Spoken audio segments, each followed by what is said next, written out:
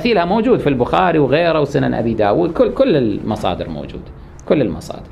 رسول الله لم يستخلف عند عمر، يعني عمر ماكو منه حتى قول أن رسول الله استخلف أبا بكر أو أنه لمح لأبي بكر كما يقول هؤلاء الدعاة هالأيام، دعاة هالأيام. عرفتوا شلون؟ لا، يقول رسول الله لم يستخلف. فإذا أنا ما أستخلف يعني اقتديت بالنبي، إلا أستخلف فإن رسول الله لم يستخلف، وإن أستخلف فإن أبا بكر قد استخلف. استخلف منه؟ استخلف حضرة جنابي، استخلفني أنا. قال يقول ابن عمر: فوالله ما هو إلا أن ذكر رسول الله صلى الله عليه وآله وأبا بكر فعلمت أنه لم يكن ليعدل برسول الله أحدا وأنه غير مستخلف.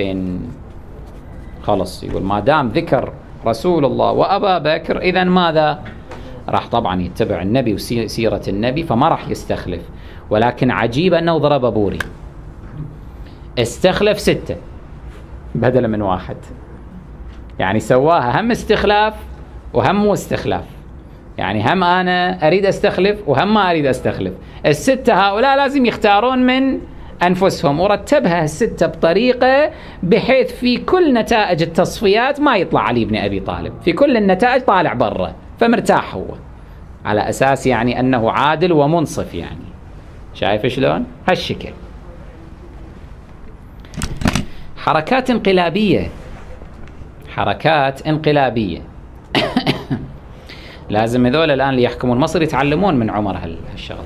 يجيبون ذولا مرسي وجماعة مرسي وإخوان مسلمين، بديع ما بديع، يجيبوهم على طاولة سداسية، يسوون شورى ويحسبوها بطريقة بحيث في كل التصفيات ما يطلع الإخوان المسلمين، خلص تنحل القضية. مثل ما كان يسوي حسني مبارك. ترى حسني مبارك في أيامه كان يرتب الانتخابات بطريقة بحيث دائما يفوز من الحزب الوطني، يرتبها هو بطريقة معينة. عرفت شلون؟ بتقسيمات معينة، بدوائر معينة، هالشكل شغلات، بحيث بطريقة ما إخوان مسلمين ما يوصلون، ما يصيرون أكثرية. نفس الشيء كان يفعل زين العابدين بن علي في تونس، حزبه لازم هو اللي يفوز. وهكذا هي سيرة الطغاة، هكذا هي سيرة الطغاة الذين يريدون التشبث بالحكم عليكم السلام بلا ملامة من الناس، يعني يطلعون أمام الناس كأنهم ديمقراطيين وأنهم أتاحوا يعني الحرية للشعب. يقول لك هذا ما جاءت به الانتخابات، يقول لك هذا بعد حكم الديمقراطية ما جاء به صناديق الاقتراع، أما لا يبحث عن كيف أجريت هذه الانتخابات. يعني هذه الانتخابات جاءت بناء على تقسيمات عادلة، ضوابط عادلة أم لا؟ هذا مثل الآن المنخدعين بالنظام الإيراني يقولون لا أكو ديمقراطية في إيران.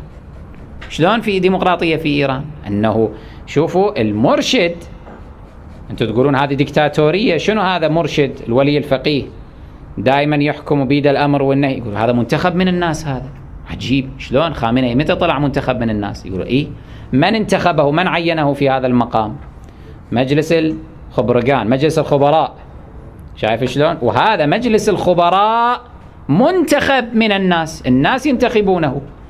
فواحد في البداية يصدق، يقول إيه والله زين، الناس انتخبت مجلس، من هذا المجلس اجتمعوا واختاروا واحد خلوه ماذا؟ مرشد الثورة، ولي الفقيه. أما بعدين لما تروح تبحث في القوانين تشوف هذول الذين انتخبوا من الناس هل انتخبوا بشكل عادل أم لا؟ الواحد من هؤلاء لما يريد يرشح نفسه لازم من يوافق عليه؟ الولي الفقيه. الولي الفقيه لازم يوافق عليه حتى يرشح نفسه. طبعا إذن يعني طبعا الناس راح تنتخب من؟ اللي موافق عليه ولي الفقيه، لأنه ما يصير أحد يرشح نفسه إذا ما موافق عليه الولي الفقيه. فأنت لفيتها ودرتها على نفس الولي الفقيه، طبعا راح بس يقرب جماعته. الانتخابات تصير بس في جماعته واللي هو راضي عنهم، والناس هم تنتخب هذا اللي موجود. شو يسوون بعد؟ هذا اللي موجود، فطبيعي هو ضامن نفسه. هذه بالله عليك انتخابات عادلة؟ هذه هاي انتخابات عمرية. عرفتوا شلون؟ هكذا.